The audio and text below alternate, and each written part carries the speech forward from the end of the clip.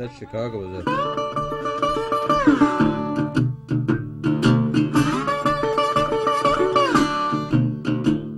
I was in Chicago for a women's film festival.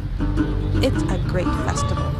Friendly people, a funky neighborhood, good place to buy cheap shoes, wigs, hats, purses, plastic backpacks, beans, tortillas, hot peppers, home-style restaurants with generous helpings of your favorite North American ethnic flavor. It wasn't too warm at that time, but most days were fine for walking around and seeing the city. I had a 16mm Bolex camera with me and was able to catch a few fleeting moments of Chicago on film.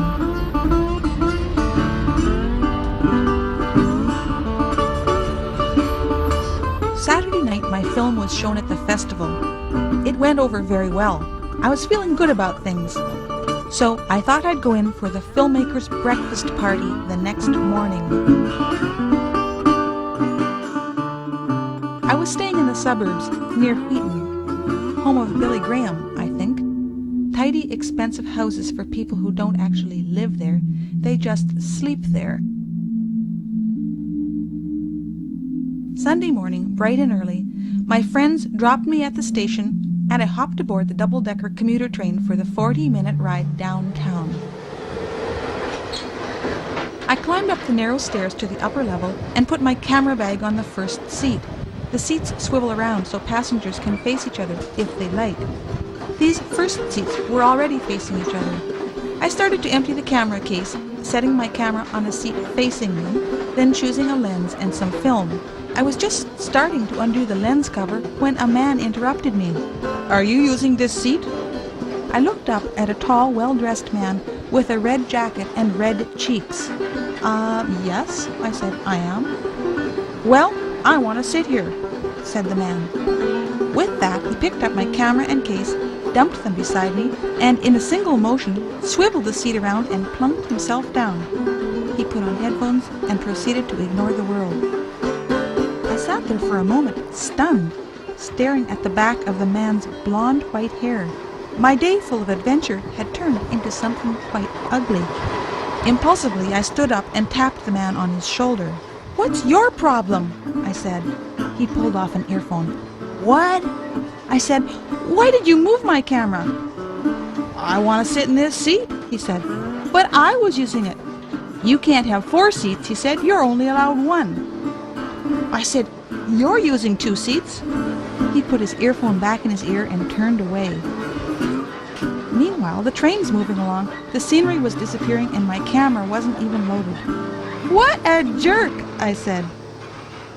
I gathered my things together and climbed down the stairs. "Asshole!" I called back. I heard myself saying this, but actually it was like I was in some kind of dream state. But by the time I got my camera together, I'd pretty well forgotten the whole incident, though I could still see the man in the red jacket across the aisle. When the conductor came by, I decided not to mention anything.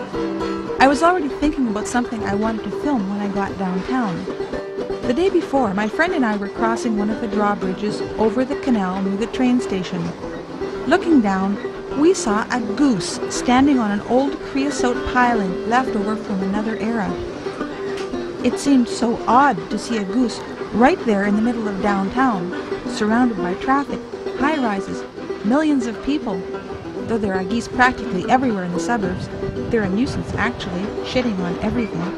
Anyhow, here was this Canada goose on a stump in the canal, scuffling a pile of loose asphalt and gravel, making a nest, with one huge goose egg sitting in the middle for all the world to see. My plan was to see if I could film a few minutes of this goose and her egg before I went to the filmmakers' breakfast party. I could see that the train was getting close to downtown. I started to gather my things together when a woman sitting ahead of me turned around and said, "You're not from around here, are you?"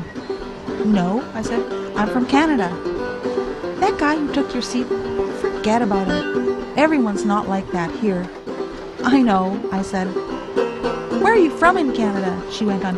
"Do you know Danny Madison in Toronto?"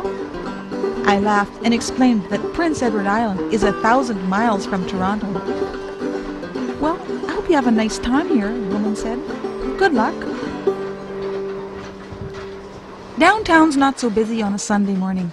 I saw the man with the red jacket and red cheeks disappearing in the crowd. Good riddance. I started to walk along the canal with a spring in my step, when suddenly I spotted him walking ahead of me. Shit. We were coming to a red light. I could slow down and stop behind him, or walk right along and stop beside him. And that's what I did.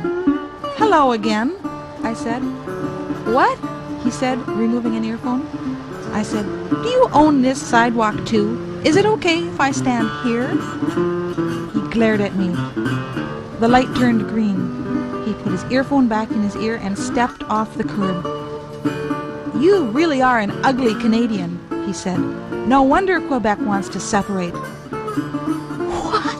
I'm practically choking. He got me again? I let him walk away. I jumped in a cab and went to the filmmaker's breakfast party.